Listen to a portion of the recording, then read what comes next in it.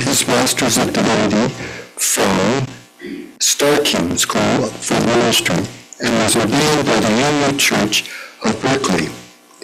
Prior to seminary, Zachary earned a degree in creative writing from Western Washington University and is currently working on his Master's of Art in Mental Health Counseling at the Antioch University in Seattle. Outside of work and school, Zachary enjoys reading, hiking, working on the road, and spending time with his husband. So we open the reading.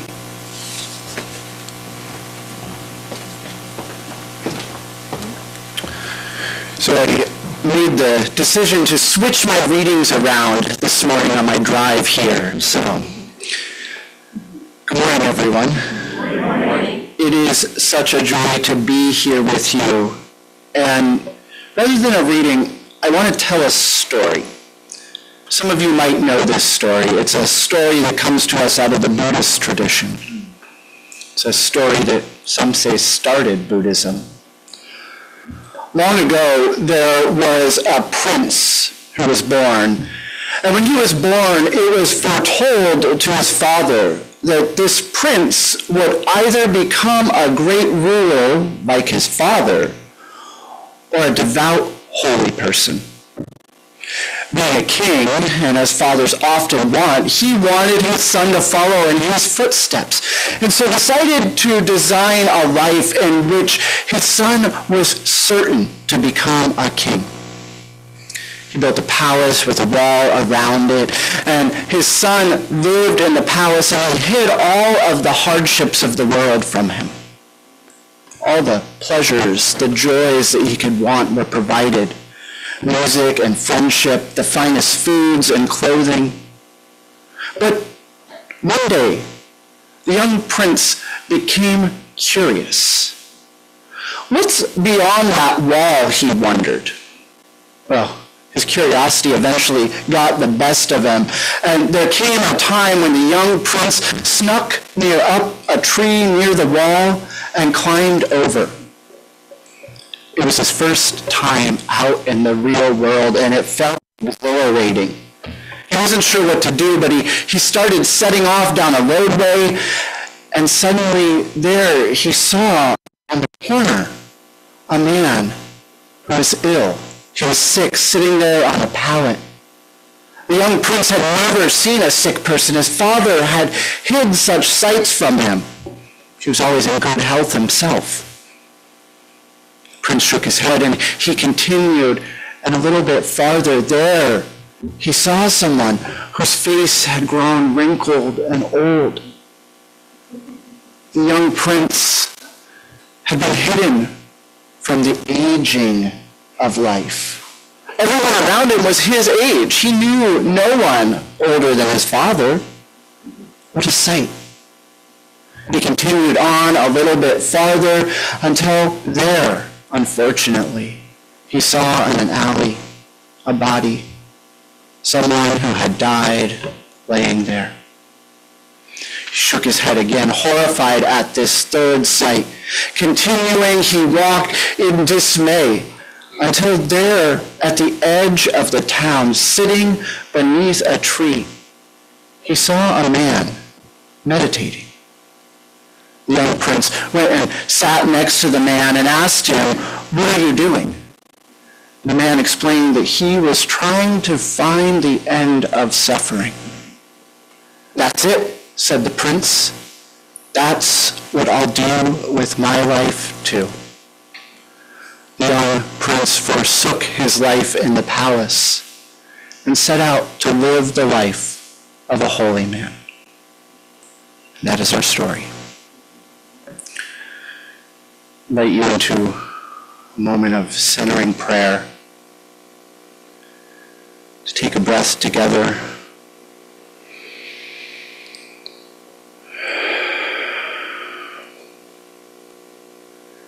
Spirit of life and love and laughter, mystery of creation that upholds and sustains our existence.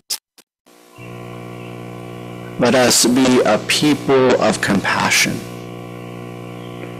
a people when faced with the suffering of the world, choose to open our hearts, choose to open ourselves, knowing that our liberation is bound together in a great interconnected web of life. May this be our prayer for ourselves, for each other, and the whole of existence. May it be so.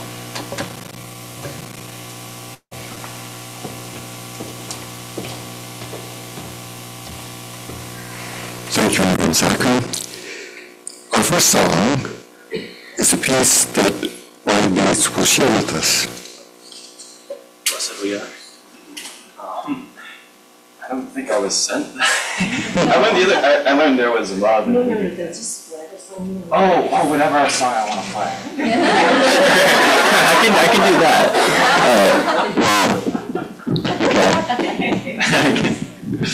Okay. No problem. This is original. It's called Highway.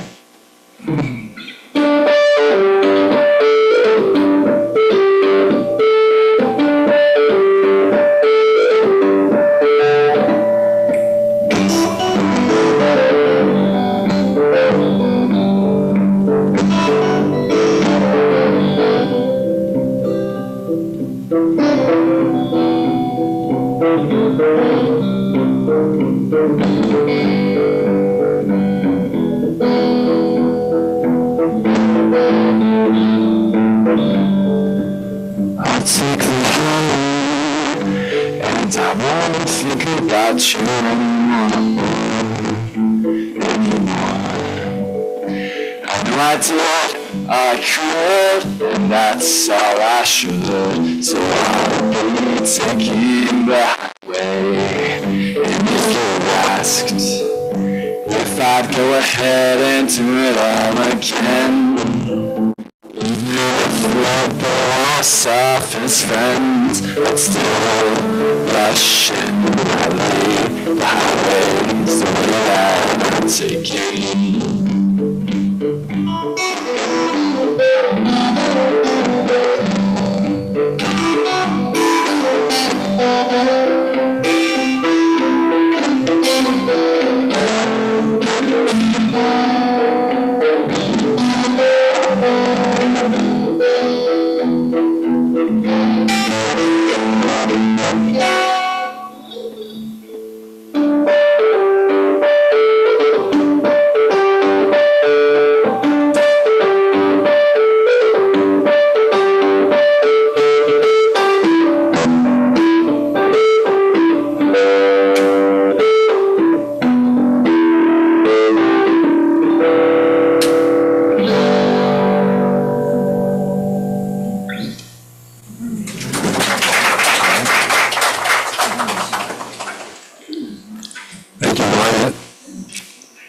So now, Reverend Zachary.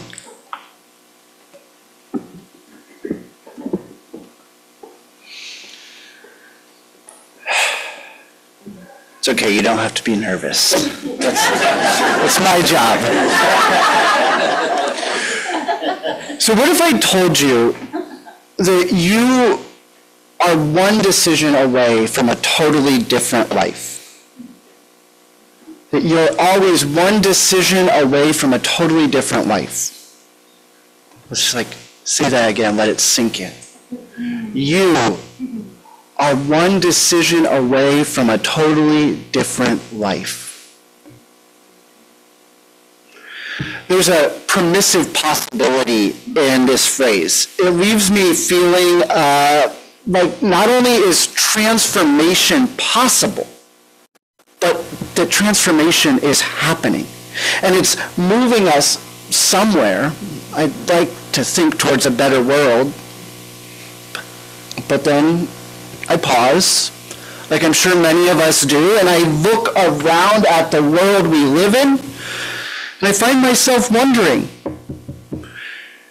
is there any truth to moving us towards a better world? There are people here in our own region without shelter, food, medical attention.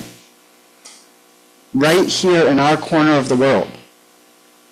War is waging.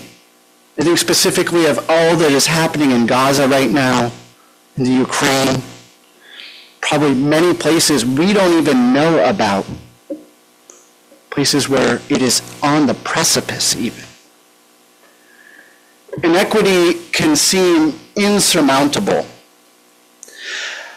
And yet, despite all of this, I hold faith. That's what ministers do. We hold faith.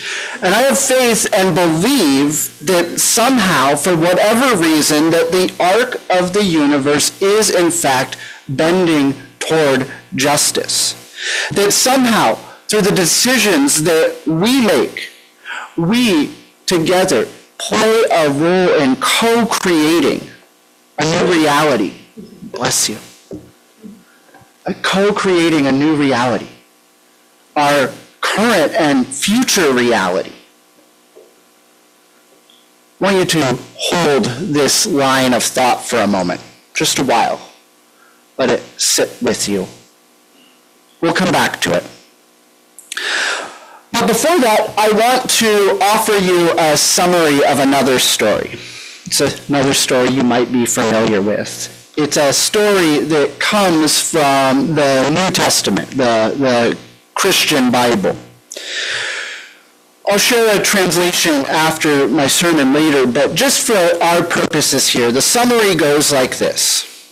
Saul, a guy who was a persecutor of the group, the early Christian church, was given permission by the leader of his community to go and find Christians in all the nearby communities, to arrest them and bring them back to Jerusalem to be punished.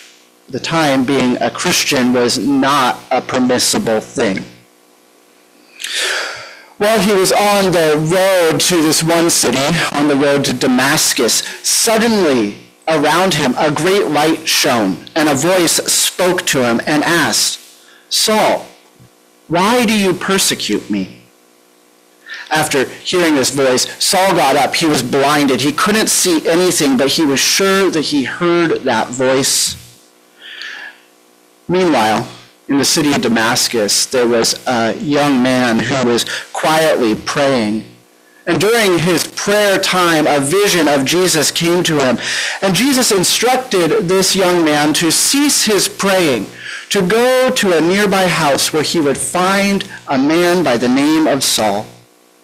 There he was sent to go and pray for Saul that he might have his sight restored. The young man came and prayed, and Saul's sight was restored, and from then on, Saul changed his name and began to go by Paul. He went from being one of the foremost persecutors of this nascent religious sect to being one of the biggest advocates and propagators. Somewhere on the road to Damascus, Saul found himself confounded and transformed. The moment of transformation transpired when that bright light enveloped him and Jesus spoke, asking, "Why do you persecute me?" I'll be honest, I don't really care for Paul or Saul or by whatever name he goes. I don't agree with many of the things that he taught in the books of the Gospel, or the New Testament that he wrote. He was a misogynist by today's standards. There's no question about that. And I don't know, probably by his standards back then too. He's not a very nice guy.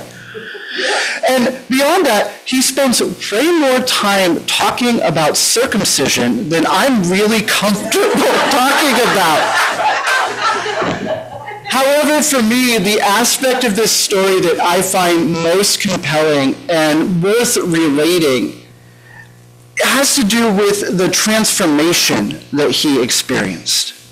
The sudden change on that road transforming from a persecutor to a protector and propagator.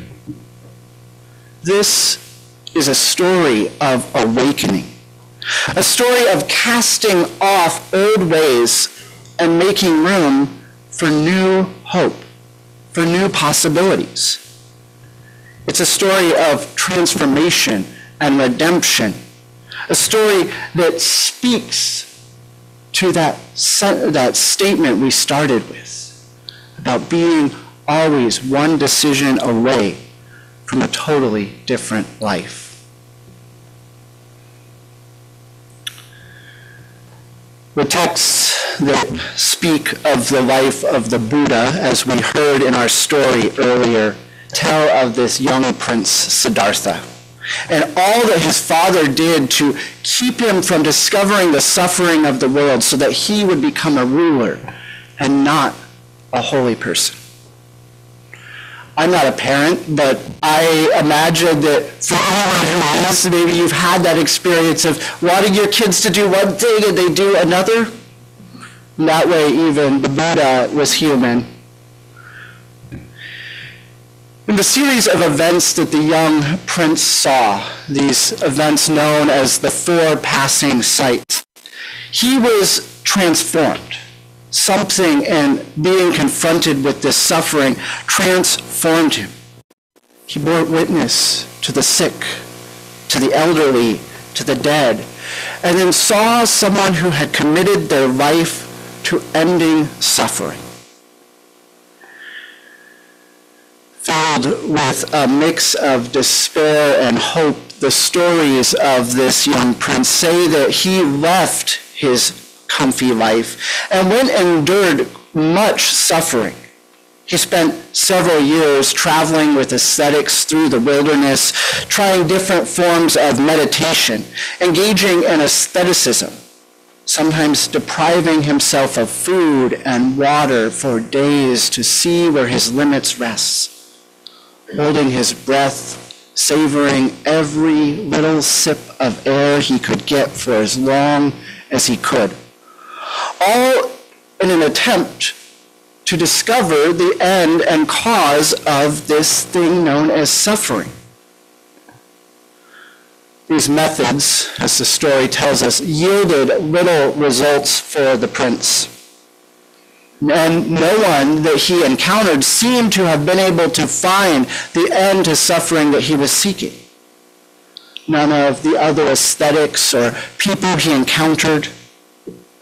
In time, Siddhartha, exhausted, gave up these practices. And there he sat beneath a Bodhi tree and began to contemplate the end of suffering that first had him leave home. Out of this contemplation came the insight known as the Four Noble Truths. These are core tenets in Buddhism that talk about the cause and end of suffering. I could have a whole sermon just on that, but for our purposes today, I want to turn back to this point about transformation, about change. I want to share just a brief bit of my own Damascus story, my own story of transformation. So when I first began thinking about going to seminary back in probably 2012, I was living in Bellingham and attending the Bellingham Fellowship up there. And we had an interim minister at the time, Reverend Lee Bond. I had just graduated with my creative writing degree and was trying to figure out what exactly I should do. It's finally that all those years of people asking me, like, what are you going to do? I was like, I'll figure it out. I had to figure it out. I'm in this process of trying to discern what to do, where should I go, and in a conversation, Reverend Lee turned to me and suddenly said, have you considered going to seminary? So at the time, that idea hadn't actually entered my head. Like, I was definitely, involved and was like, I'm going to be a church person. But to go to seminary, I didn't know anyone who had gone to seminary at this point in my life. I only knew a handful of ministers, and most of them were quite a bit older than I was. But I did really like Reverend Lee. And so I said, let's talk. From there, we began to meet on a semi-regular basis over a few months, and we developed this habit of meeting at the church and then walking out around the neighborhood and just talking as we walked. Eventually, as I had said, yes, I will make this decision. I'll go to seminary, and I'm going to start working on my application. In our conversation, Reverend Lee began to ask me whenever he saw me, so how are things on the road to Damascus? I knew back then, even before seminary, that Reverend Lee was referring to this story about Saul or Paul having the conversion experience. And I'll be honest, I'm not someone who generally shies away from answering a question, but this question felt weighty. It's like, how are things on the way to this big, profound transformation you chose to embark on? I began to answer the question sarcastically. Oh, it's slow traveling, but I expect to be there in a fortnight, maybe. As I think back, though, on these conversations, I recognize that I was anxious about this decision. And I thought that Damascus, that Reverend Lee was referring to, was the destination, but it wasn't. The destination was the transformation. The transformation that comes from a journey that requires keeping yourself open to the experiences and responding to the world as things come up, letting things change you. It's really a light enveloping you on the road somewhere and the voice of Jesus coming down and telling you what you should do. It's really as dramatic as a fancy parade of all of the sufferings of humankind going before you. It's a process, a slow process that works its way into you until suddenly you find that who you are isn't who you were. You've been transformed. And it's my belief that how we engage in this process, how we engage in that journey, shapes not only who we are, but also who we are becoming. This is a dynamic I've come to recognize in my own life. That moment when a change suddenly is upon you and you recognize it's been happening for a while. After I started in seminary and was living in California, one morning I was still in bed sleeping. My husband Elliot had already left for work, and suddenly, from a dead sleep, I heard a woman's voice speak to me and say, "I baptize you in the name of the Holy Spirit." I woke up. I was in bed sleeping, and suddenly I hear this voice. I could feel my heart racing. Confusion ran through me. What's going on? I thought as I opened my eyes and saw an empty room. In that moment, I tried to ignore the experience. I'm not someone who hears voices or has visions like this. I don't wake up suddenly with these experiences like this, especially, "I baptize you in the name of the Holy Spirit." As far as I can tell, the cause of this particular auditory hallucination or vision, whatever we're calling it, was a point of stress I was going through. You see, that week was Holy Week in the Christian church, and I was an intern minister and had been invited to come and preach during Holy Week at a Baptist church in Richmond, California. It's a very different context, and I was terrified. The night before I had this experience, I had thought about calling Pastor Joan, the senior minister, and saying, I can't do it. Partly, not only was I afraid about being out of a context where I felt comfortable, but they had also asked me to preach for an hour. We're not preaching for an hour today.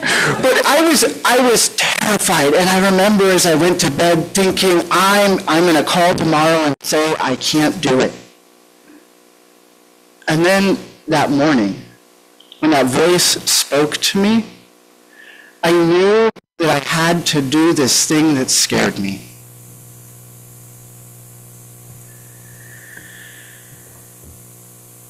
If I'm honest, I was terrified, and even when I recognized that I had to do this, the image that I think of that comes to mind for me is how I imagine it must be when a dam breaks.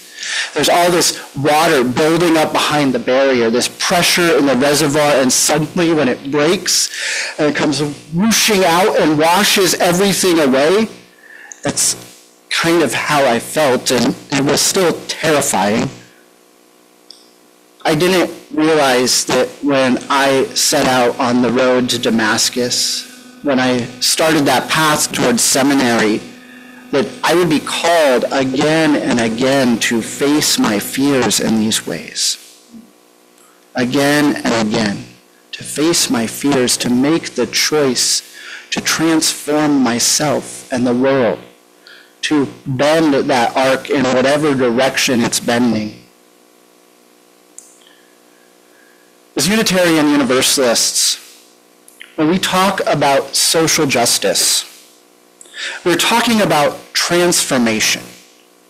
We're talking about the work of transformation.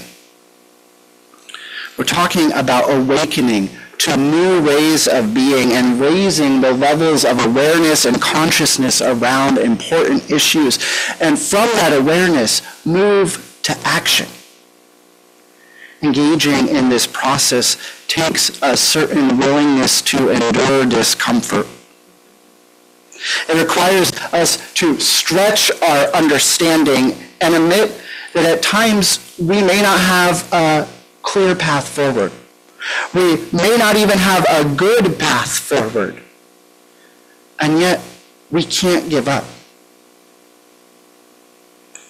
It requires that we as a people be open, not rejecting everything that is new or that challenges us, but be open to that decision that could change us. When we learn to do this, I believe when we learn to do this, when we learn to honor our differences and still come together, when we learn to hold those challenging things and make those decisions, even when it's scary, I believe that's when we are at our best as a faith. When we come together and hold these things. This is the work that we are called to transform the world, working to steer it toward justice. All the stories shared today, these moments of awakening, Saul on that road to Damascus, the Prince Siddhartha awakening as the Buddha, and my own little experience on my road to Damascus, all speak to the possibility of human transformation, of the change that is possible when we respond to the needs of the world, when we respond to that inner voice and do those things even when they scare us, committing ourselves to building community that seeks to overcome division and fear. This is the message I choose to believe in, the message I put my faith in, letting it give shape to the force that manifests my present reality. Sure, I could choose not to believe this, but if I don't affirm the possibility of change and transformation, then it seems that there is little point in answering a call to ministry in the first place. There would be little point in gathering in churches and congregations and fellowships. It seems that if transformation isn't possible, then there's little point in anything we do. But I don't believe this. So for me, the spiritual practice is in embracing the hope that the evils in our world can be overcome and that our actions and decisions will play a part. For after all, we're always one decision away from a totally different life, to the glory of life.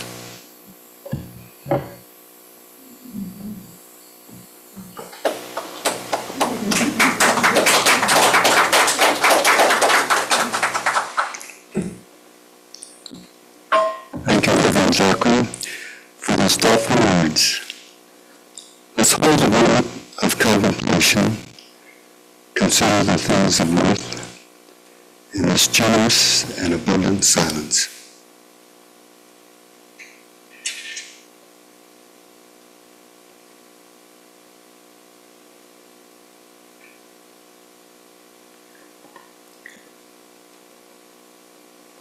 We're now going to pause the recording as we... The words are printed on the back of the laminated order of service or on the inside cover of the gray hymnal. Can I have a copy of those, please? Mm-hmm.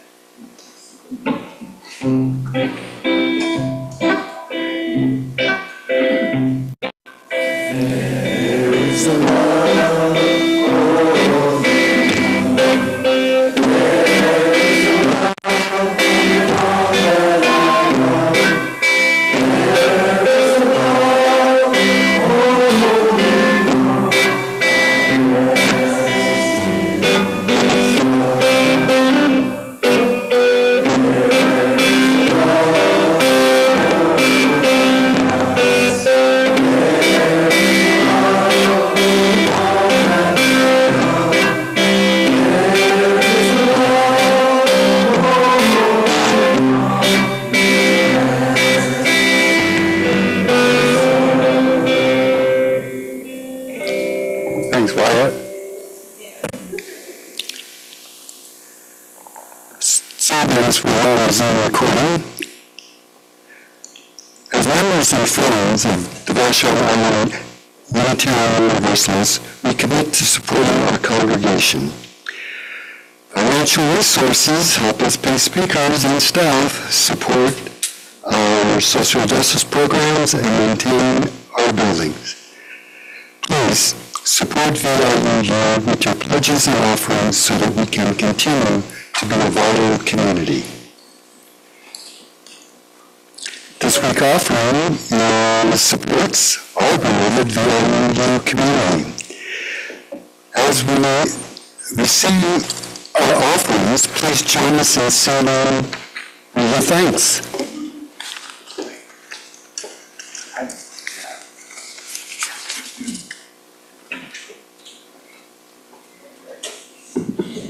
Okay. I think I might step out for this one. For this precious day, we're all gathered here, and those far away, for the time we share with love and care. Oh, we give thanks for this precious day. Oh, we give thanks for this precious day. We're all gathered here, and for the time we share with love and care. Oh, we give thanks for the Van Zachary will do the closing reading. So as I mentioned, I swapped my reading order around. It made more sense to me as I was driving. One of the things I've been doing a lot of recently is looking at some of these ancient stories that we have and trying to find ways to recontextualize them in more contemporary terms. Take this ancient wisdom and all these tales, bring it in today. Recently, I've started reading a translation of the Bible known as the Cotton Patch Gospel. It's a translation that was created in the 1960s by Clarence Jordan as a way of also bringing these stories into the then 20th century. So I'll read this passage of the book of Acts. All the while, Saul was harassing and threatening the followers of the Lord. Even went to the governor and got some papers to go to the Chattanooga Council, asking for permission to arrest and return to Atlanta any men or women who might be found practicing this Christian faith. When he stopped for gas just outside of Chattanooga, all of a sudden a flash from the sky surrounded him. He fell on the pavement and heard a voice asking, "Saul, Saul, why are you being so mean to me?" He said, "Who are you?" He said, "I am Jesus who you're harassing. But get up now and go into the city, and it'll be made clear to you what you should go do." He went into the city. In Chattanooga, there was a Christian named Harry who had a vision and heard the Lord calling to him, "Harry." And Harry said, "I'm right here." And then the Lord said to him, "Get ready and go over to Joe's house on Straight Street. There's a man there, a fellow by the name of Saul, who's going to be waiting for you. He's going to ask you to say a prayer right now and restore his vision." Harry replied, "Sir, I have learned from many people all the terrible things for which this fellow has done to your followers in Atlanta. He has even come here with warrants from officials to arrest all who bear your name." But the Lord said, "Get a move on." Thus ends our reading.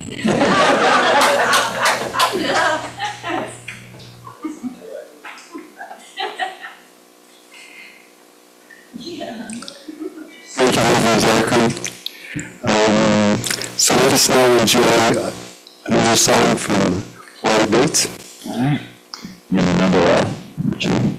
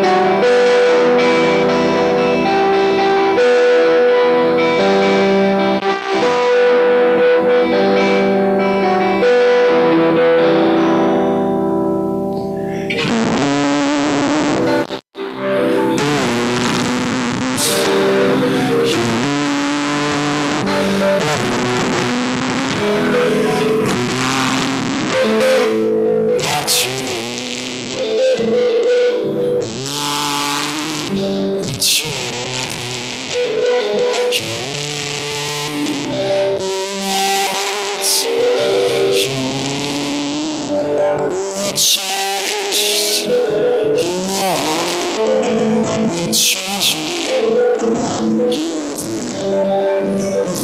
Thank you.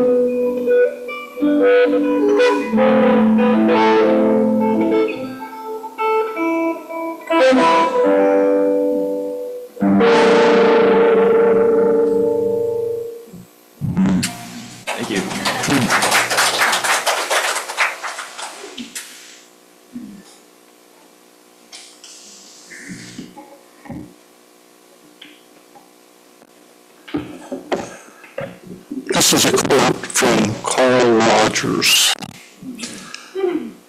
People are just as wonderful as sunsets, if I can let them be. In fact, perhaps the reason we can truly appreciate a sunset is that we cannot control it. When I look at a sunset, when I look at a sunset as I did the other evening, I don't find myself saying, soften the orange a little on the right corner, and put a bit more purple at the base, and use a little more pink in that cloud. I don't do that. I don't try to control the sunset. I watch it with all that it unfolds. I like myself best when I can appreciate my staff member, my son, my daughter, my grandchild, in this same way.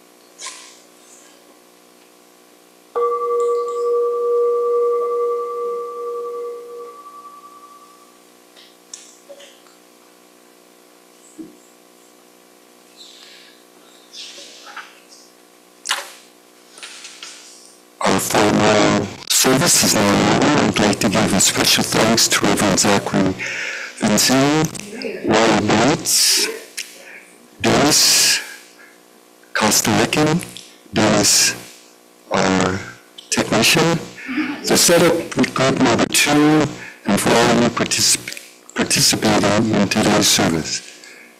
Okay, did I do one? Yeah. Okay. Catherine, yes. Yes, Catherine put this all together. Thank you. Yeah.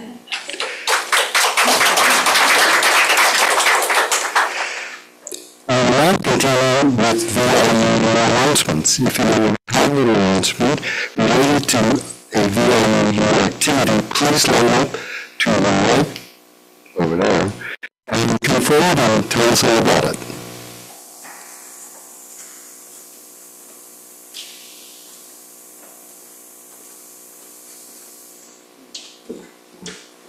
This is a really, really fun activity. It's called Completing Your Questionnaire, and I hope you'll enjoy doing it either here and now, or take one home and send it to me, or get it to me next week, or go online and complete it there very quickly.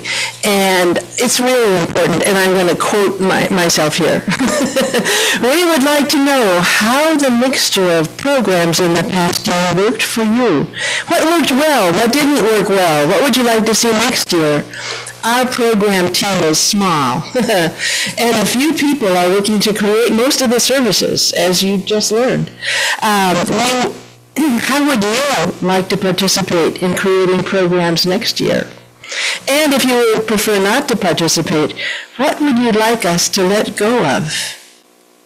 So thank you. They'll be in the back, or I'll shove them in your hand as a butt.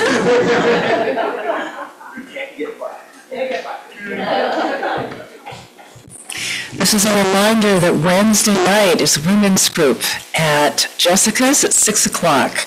And it's potluck and bring your favorite food. And I'm giving away eucalyptus shrubs. I have one left. If anybody's interested, they grow to be about 2 feet tall. Julie, you got it.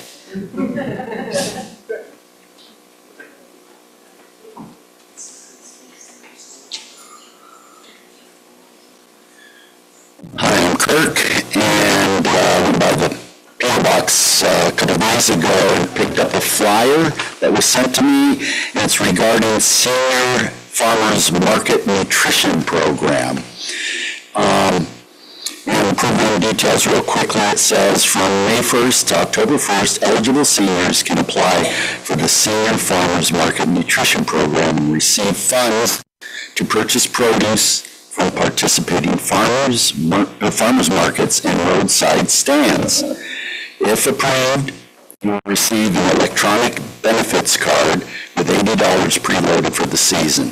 I looked at it, and the income requirement is very low. So anyway, what I want to do is put it on the bulletin board in the back, and you can take a look at it at your leisurely. Thank you.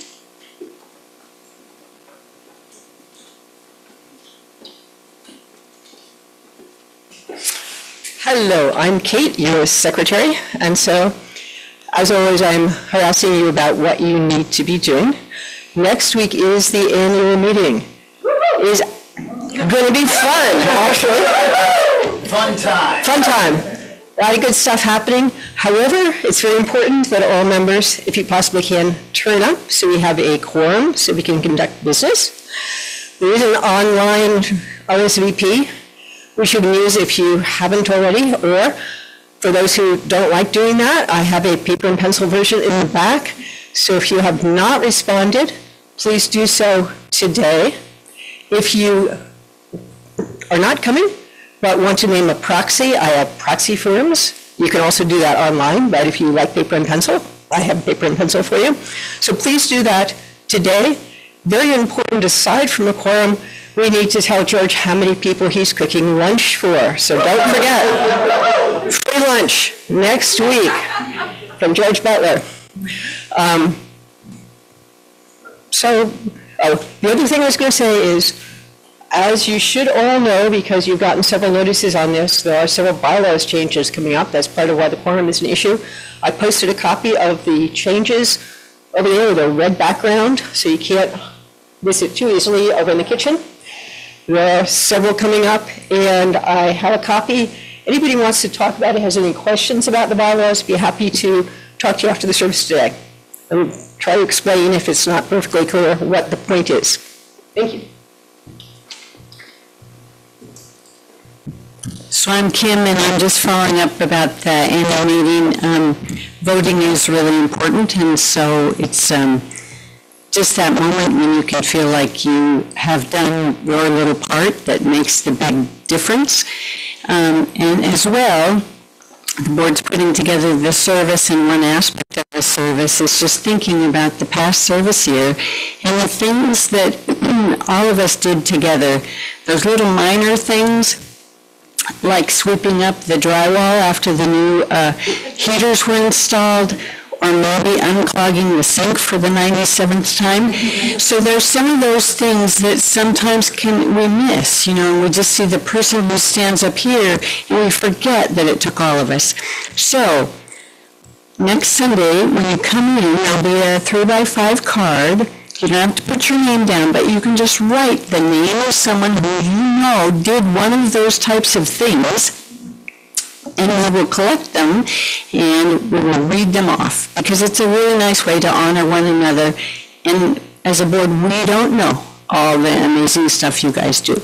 So thank you very much, and we'll see you next week, and we'll have a meeting, have some worship, and we'll have some great food. Thank you.